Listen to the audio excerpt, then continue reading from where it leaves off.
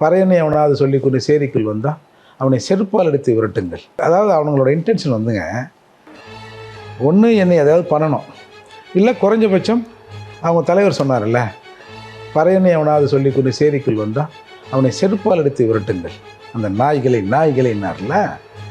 அதால் முதல்ல செருப்பால் அடிக்கணும். சார் இவ்வளோ பெரிய கல் எடுக்கிறான், போட்டு இருந்தான்னா அப்படி போட்டு சாவர மூர்த்தி நான் இல்லை. ஆனால் அதை சொல்கிறேன், அவங்கள இன்டென்ஷன் சொல்கிறேன்.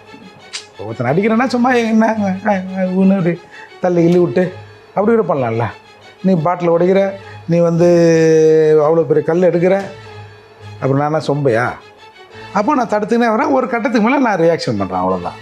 அதாவது அவன் ப்ரீ பிளான் பண்ணதாகவும் கையில் ஏற்கனவே கத்தியோட வந்ததாகவும் நீங்கள் தான் அந்த இடத்துல ஒரு வம்பு இழுக்கணும், ஒரு பிரச்சனையை மாற்றணும் அப்படின்னு. சார் வம்பு இழுக்கிறவங்க ஒரு 10 பேரோட வம்பு இழுப்பான், இல்லை எவனையாவது அவனாடுறான் அந்த நாய் தூக்குடா அப்படின்னு சொல்லிட்டு உட்காந்துருப்பான்.